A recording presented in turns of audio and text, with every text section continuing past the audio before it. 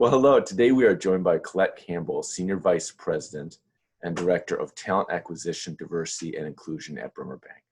Colette, thank you for joining us. Thanks for having me. I appreciate it. Well, fantastic. I'm going to just jump right in if you don't mind. Sure. Sounds good. The work of diversity, equity, and inclusion has evolved significantly in 2020. First, in response to the remote work arrangements ushered in by COVID-19. And then again in response to heightened awareness and urgency around racial justice and equity in the wake of the killing of George Floyd. Talk to us about how these events have changed your work at Bremer, and maybe how you've seen them affect the field of DEI more broadly across the region and the country. Sure. So, I think this work, especially right away when organizations had to start thinking about how do we continue to do the work that we need to do with the results of COVID and working remotely, that shift caused us to kind of just think about how do we continue to do the work that we all have to do. And for those of us who have a role like mine, where we have diversity, inclusion, equity as a part of our role, there was some concern about how do we keep the momentum of this conversation going, particularly because collectively, we were all thinking about how do we take care of ourselves and our families, right? And so sometimes when that happens, and that whenever there's fear, there's that individual protection. And this work of diversity, inclusion, and equity is really a collective work. It's not about the individual, but about seeing others. And so there was a concern of the shift of that.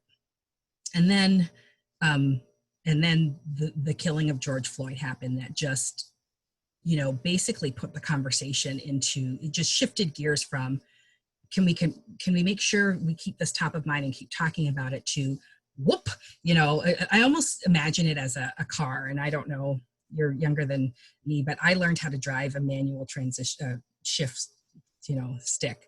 I'm from Canada, and my dad was like, you're not going to drive. You can drive an automatic. Anyone can drive an automatic. You can only drive if you can drive a stick shift. And so and that's complicated. And so just like this conversation is complicated, there's a lot of moving parts. And so when you're driving a stick shift, you may have to make sure the clutch is in, make sure it doesn't stall. And so this conversation has always felt like that, like we've been in gear 1 or 2. And then George Floyd's killing happened. And it was like we shifted into this 5th gear. And there was this intensity that for someone like me that does this work, it was like everyone's awake.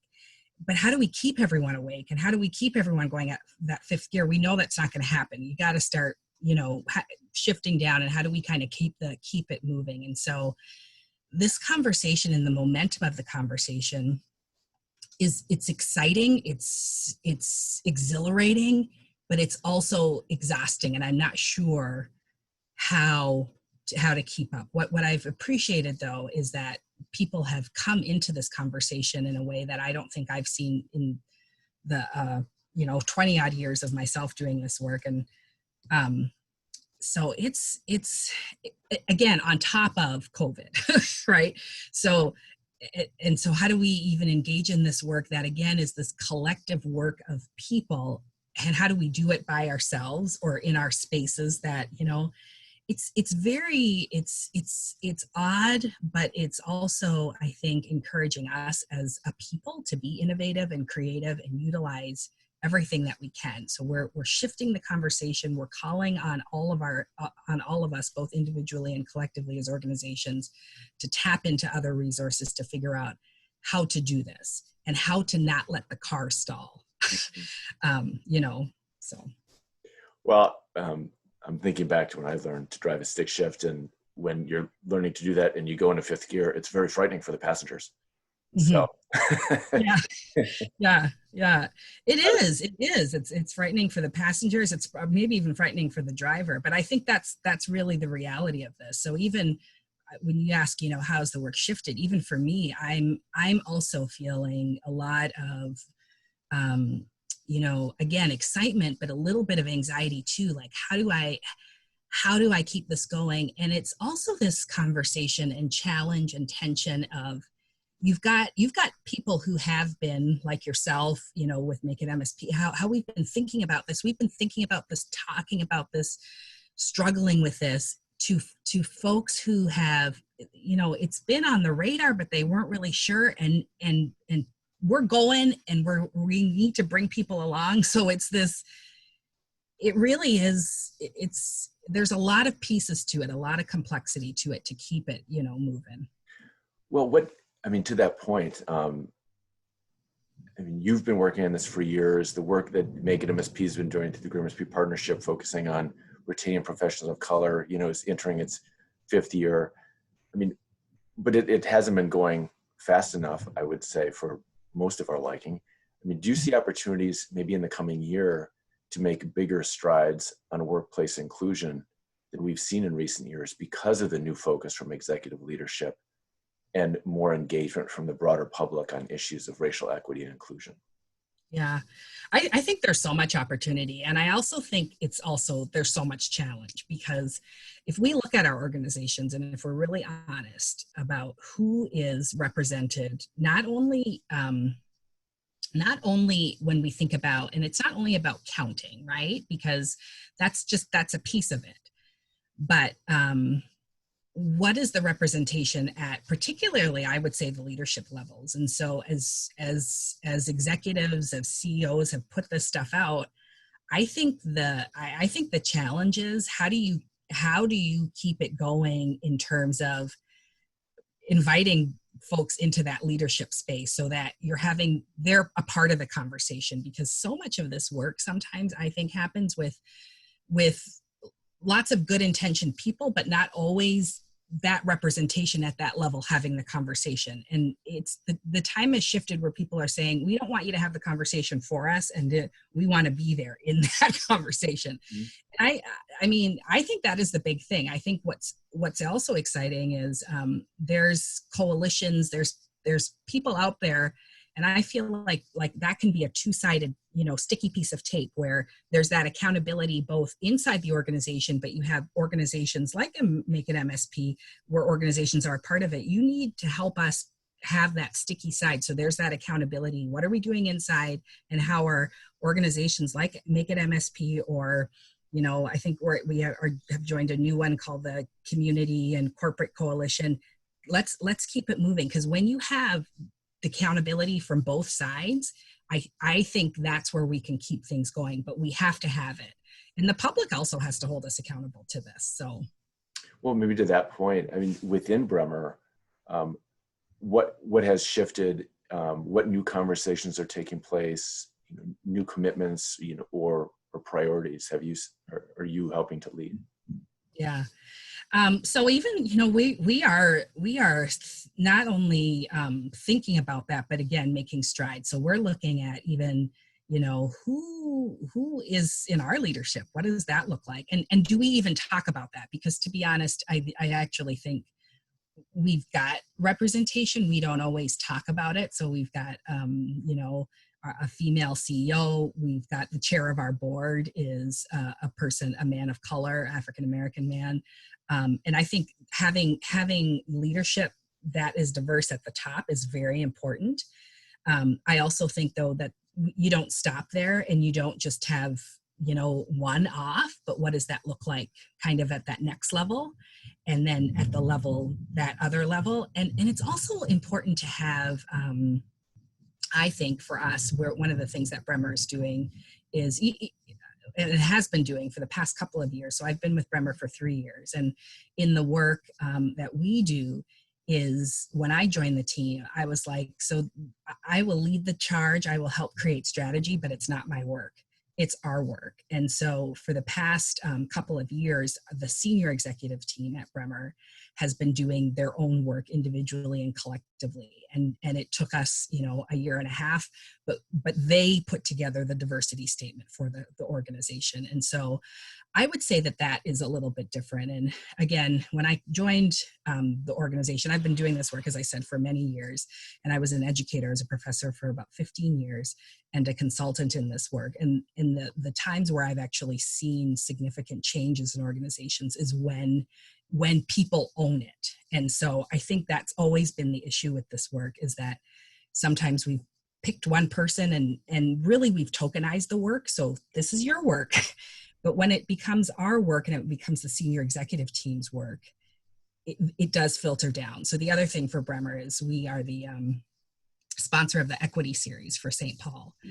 And, at first that was like, should we do that? Like, we're just on the beginning of this journey, but it's like, of course we should do that. And because we're kind of at the start of this journey, if we don't lean in and do things that are a little bit scary and hard for us, and if leaders can't demonstrate that, then we can't ask our next level of leaders to do that, or our employees to do that. So that's one thing that I'm really excited about for Bremer. And I think, from that level, the other thing is we've realized even in our sales roles, or we've got opportunity to, how do we really help BIPOC organizations? Again, do we have representation, people who have expertise to really help organizations, not just, and again, it's great to partner with other organizations that are helping organizations, but how do we do our own work in what we do? How are we really understanding the communities that are in need of being served? And so we're asking ourselves that, and we have committed to doing better at that and building a team that really directly supports BIPOC businesses. And that's a shift. That's something different. We also want to show up in spaces that we haven't been. And so what does that look like? So we're looking at even our footprint. Where are we in the footprint that we are a part of? And so we're making efforts to figure that out and to be there. So I would say those are just a couple of things. We actually have a pretty advantageous action plan, but we've got some leaders that I would say are, just extremely committed, extremely passionate, and also really humble, and saying, because I think part of this has to come with humility, right? Knowing that we didn't just get here, we've been here for a long time. And so we have to do something different. This is, considering the context of the last 4 or 5 months, I feel like anybody in leadership who's not feeling humble isn't paying attention. There's a lot going on, and there's a lot for everybody to be learning. So you gave some very helpfully specific areas of focus that Bremer is looking at right now that many organizations could focus on. I'd love to drill in on the idea of ownership. So what counsel would you give to the leader of an organization who's watching this conversation and looking for some tangible actions that would advance racial equity and inclusion in the workplace, specifically around the idea of ownership? How do you make this not one person's job, but something that is more cultural, which would enable it to be sustained and scaled? Yeah. So even in our own, so with the diversity statement that we put out as an organization, as we've been introducing it, talking with folks, one of the big things I've keep saying to people is what piece of this speaks to you directly, and what piece of this speaks to you in the work that you have been called to lead in the organization or do. And so that's how I think people can have ownership, is you have to figure out how it works, how it speaks to you, where there's a place of connection or passion or interruption, where, or what's disrupting you.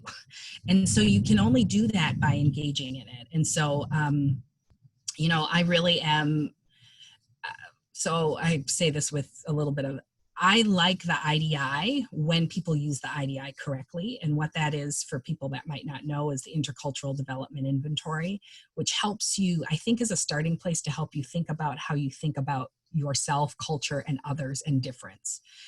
And if you can utilize something that just helps you start the conversation for yourself, because all of us, we are limited by our experience of who we are. So myself, as a Black woman who grew up, spent my developmental years in Canada with Jamaican immigrant parents. The way that and how my lens and my formation of how I see the world, it's shaped by that. After that, I traveled, I've lived all around the world. All of those experiences shape the way I see the world. And they're going to be different than another African-American woman who was born and raised in St. Paul. We've got to realize that all of us, and that's the good and really reality of it. All of us have a lens that is shaped by our experience. And so I think that's the first place. And if you can kind of just lean into that, that's a starting place. So doing your own work, and finding trusted people to do that work with, because it's hard to do all this action outside work if you're not doing that work. And I think that work has to be done together. I don't think we have time anymore to, I think we've been moving, but it's been too slow. We've been in the first and second gear too long. And I think what has happened with the eruption of people saying it's enough is because we got to get out of gear 2 and into gear. People are wanting us to move the car faster, stop stalling and going back, but keep moving. So we've got to do our own work. We've got to engage in that, and we can't wait for someone to do it for us. And that excuse is up now. Because most people have Google, and if you don't have a cell phone, maybe we don't have access to the library, but there's some way now that you have access to information. We all have access to information. Well, you and I both learned to drive that stick shift eventually, I assume, and we mastered all the gears. So in that spirit of hope, what gives you hope in this moment? There's so much changing, and there's so much uncertainty, and we're in for some probably pretty tough months ahead in this country for a number of reasons. But what's giving you hope every day? Yeah, what's giving me hope is that none of us want to stall. We don't want the car to not work. We need things to work. We need our communities to work, our families to work, our economics to work. We need to be engaged. We want everybody to be in the car, and we want everyone to be moving. So that gives me hope, is that as we want to keep moving, and people, as much as all of this stuff has happened, and there has been something that has, there's this experience that we are all feeling. So there's something that has created a little bit of a inclusive experience, right? That we're all experiencing this. And so, not that I'm sad about the pandemic, I'm not at all happy about it, but in some ways it has given us this collectiveness of having to figure out and to do life on top of this. And so it gives me hope that the human condition and the human spirit is one that is wanting to keep moving.